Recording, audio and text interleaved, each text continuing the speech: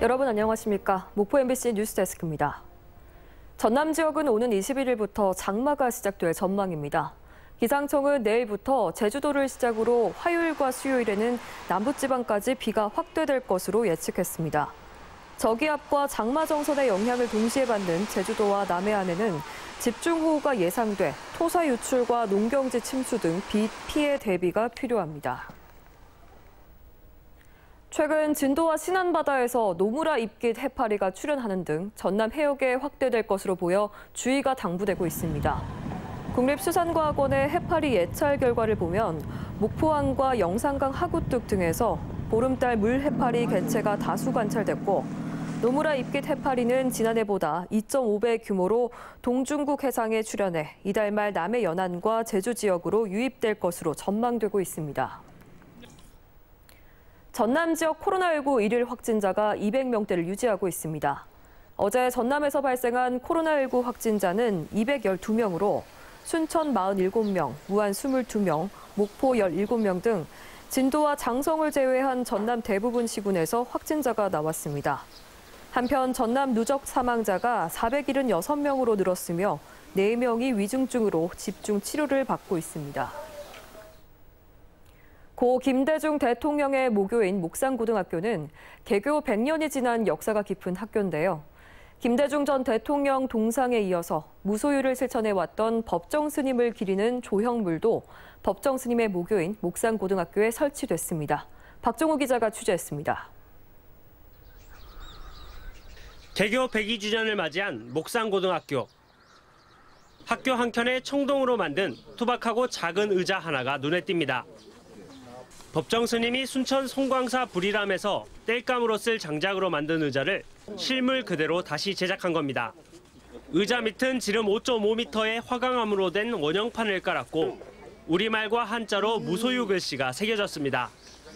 이 조형물은 불필요한 것을 갖지 않는다는 뜻의 무소유 정신을 알리기 위해 법정 스님의 모교인 목산고등학교에 설치됐습니다. 그 법정 스님의 정신, 이것을 현대에 있는 우리 모두가 전부 다 본받아야 될 걸로 생각을 했기 때문에 동문들이 힘을 합쳐서 종교적인 이유를 떠나서 많은 사람들이 그분의 가르침을 배웠으면 좋겠습니다. 법정 스님 기념 조형작품 제작에는 동문과 기업인들 그리고 수많은 불자들이 후원을 했습니다. 지난 1920년 6월 문을 연 목산고는 김대중 대통령의 행동하는 양심과 법정 스님의 무소유 정신을 교육 철학에 담고 있습니다. 그동안의 김대중 전 대통령님의 뜻과 또 법정 스님의 또 맑은 무소유 정신을 우리 학생들에게 그 자연스럽게 스며들게. 김대중 전 대통령 동상에 이어 법정 스님 기념 조형물까지 갖춘 목산고등학교는 이제 두 분의 삶과 가르침을 되새길 수 있는 명소가 될 것으로 보입니다. MBC 뉴스 박종호입니다. 신안 자운도 백길 해수욕장 인근에 명품 숙박시설이 개장식을 가졌습니다. 2년 6개월 만에 완공된 시원 아일랜드는 사업비 1,500억 원을 투입해 415개 객실과 대형 컨벤션 등 시설을 갖췄고 시범 숙박을 거쳐 다음 달부터 일반인을 대상으로 정상 운영이 시작될 예정입니다. 오는 21일 누리호 2차 발사를 앞두고 내일 이송 작업이 진행됩니다. 한국항공우주연구원은 문제가 된 산화제 탱크 레벨 센서의 일부 부품을 교체했으며 모든 전기 계통에 이상이 없는 것을 확인했다고 밝혔습니다. 항우연은 내일 오전 누리호를 조립동에서 발사대로 옮긴 뒤 기립과 고정 작업을 진행할 예정입니다. 한편 발사 예정일인 모레 고흥 지역에는 비가 내릴 것으로 예상되는 가운데 강수량보다는 낙뢰와 바람이 변수가 될 것으로 보입니다. 옛 목포세관 건물을 재활용한 목포 미식문화갤러리 개관식이 오는 22일 열립니다. 목포 미식문화갤러리는 옛 목포세관의 역사성과 상징성을 활용한 복합 문화공간으로 목포 음식 체험과 쿠킹 클래스, 외식 창업 교육 등이 펼쳐질 예정이며 역사 전시 공간과 스마트 관광 플랫폼, 문화예술 공연장 등이 마련됐습니다. 광주고등법원은 전라남도가 수자원 공사를 상대로 제기한 무안국제공항 인근 송수관로 이설 비용 반환 청구 소송 항소심에서 원고 일부 승소 판결을 내렸습니다.